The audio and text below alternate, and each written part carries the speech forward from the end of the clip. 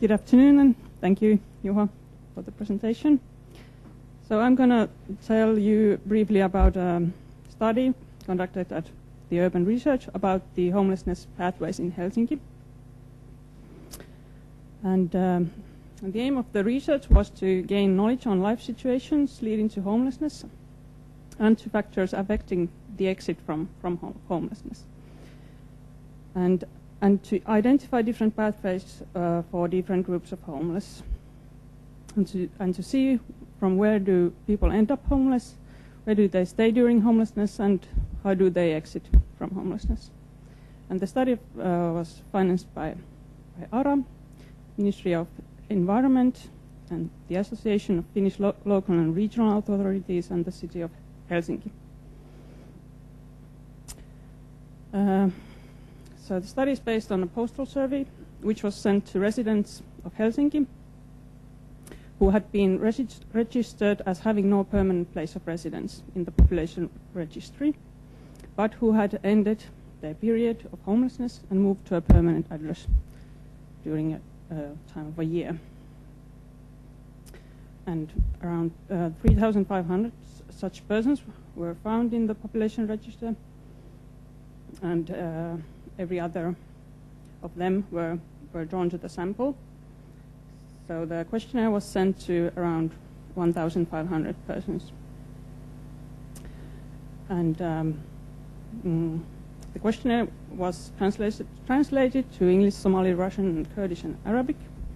But still, and a voucher of €5 was offered to the respondents, but still the response rate was rather low, only 16%, so we only received 252 responses. But still, quite interesting results have been drawn from the study. And cluster analysis and discrete choice logic model was used for statistical analysis of the data. And then some main results from the survey. And most common situations that had led to homelessness among the respondents were separation or divorce at end of a lease agreement due to reasons not related to the tenant, like ending of or termination of a fixed-term lease agreement, and then moving to a new locality because of work or studies or relationships. 7% of the respondents had been evicted, and too high housing costs had led to homelessness for around 6% of the respondents.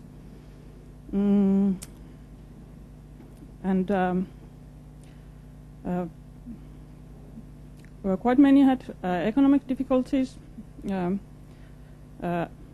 affecting to the life situation that had led to homelessness, and also end of a relationship, unemployment, depression or other mental health issues, and alcohol and drug abuse were affecting to the life situation of the respondents. And the most common reasons for not finding a new apartment after having lost the previous ones was that respondents couldn't find an apartment at an affordable price, and having a bad credit record because of payment defaults was rather common, and the high amount of rent deposits, usually around 2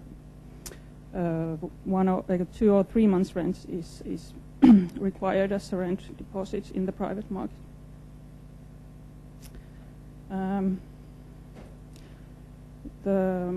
Most people stayed with a friend or a relative, at least for some time of the period. There were you could choose many options in this question, and around a third had been circulating between different friends or relatives. Staying with the lady or male parent was also common. Staying with parents, but then around 14% had stayed with occasional acquaintances, and 11% had slept rough in public spaces, rubbish containers, parks, staircases, etc. And 8% had slept in a car. And around 7% had used the accommodation services for the homeless. And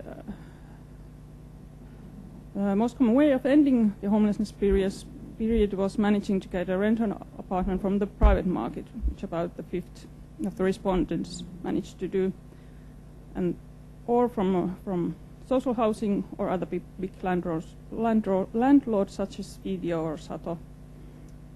And around 11% received municipal social rental housing apartment, and 8%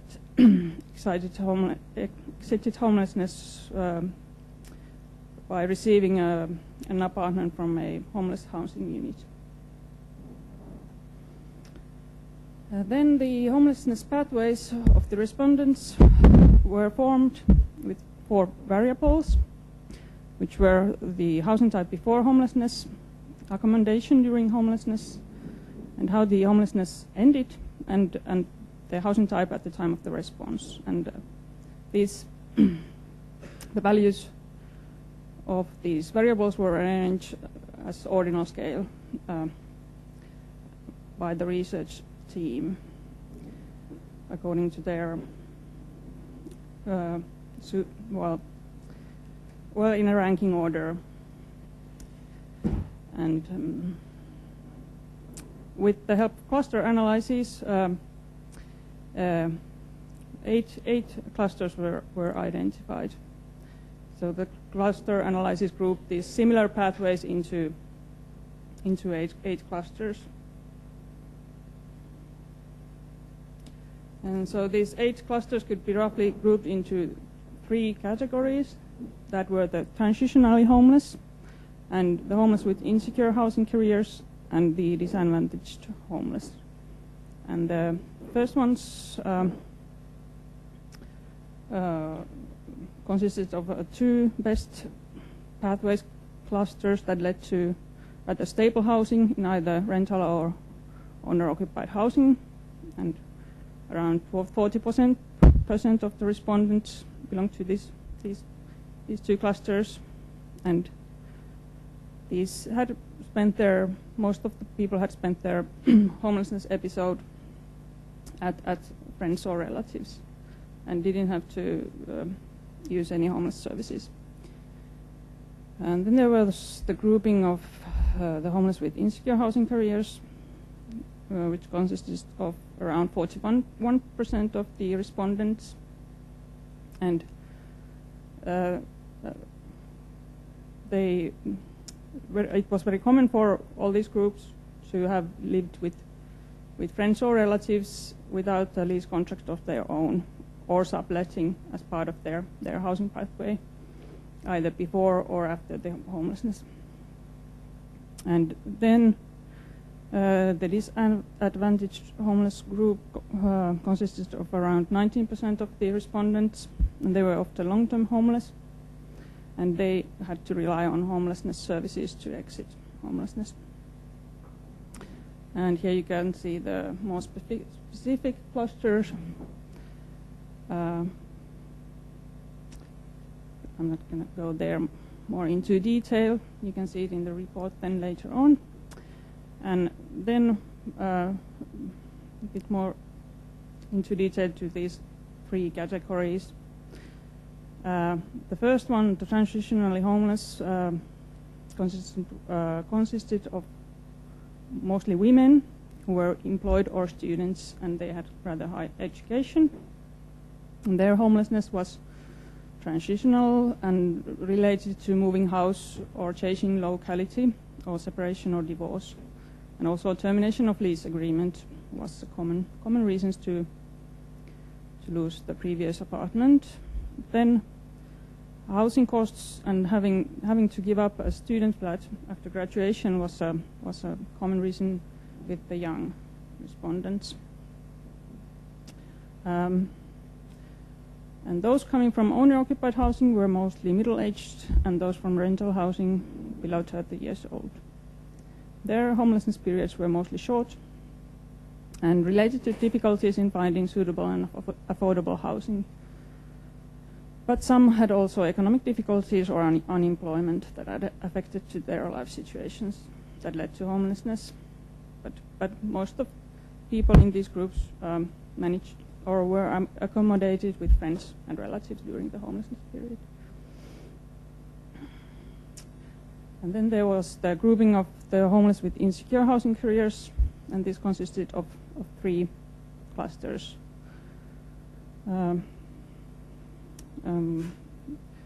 Separation and divorce was a common reason in these groups, as was the termination of lease agreement. But with the young, the gaining of independence from childhood home was also quite common. And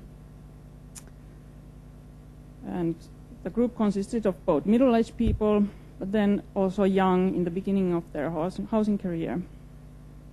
And they had to lodge in poor conditions during homelessness, but then they ended up in normal housing after their homelessness period, mostly.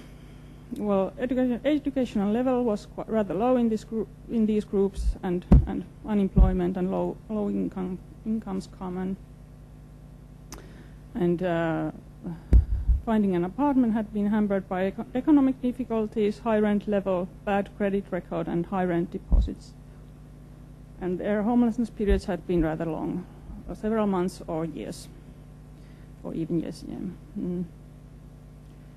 And so the living with friends or relatives had been a common feature of their housing pathway at some point, and many had unstable housing situation even at the moment of responding. And a common solution to this precarious housing situation with the young had been renting together with flatmates, or even rushing into a cohabitation with a partner, which in turn was also a risk for homelessness, as many their homelessness started when their flatmate moved out or they separated. Then there was the disadvantaged homelessness grouping, which consisted of three clusters that almost all had to rely on homeless services to exit homelessness, but some were still homeless during the response time. These clusters were not that similar to each other, so people ended up homeless from either rental housing or living with friends or relatives without a lease contract, or from homeless services or prison, which was the cluster for the long-term homeless. And in addition to the common reasons like separation or divorce and so on, eviction was a common reason for homelessness in these clusters, and many had slept rough and with occasional acquaintances during the homelessness period. And these groups had more men and aged than the previous ones. And homelessness periods had been very long, even several years for some, or even decades. And unemployment, low income, and educational level was a common feature.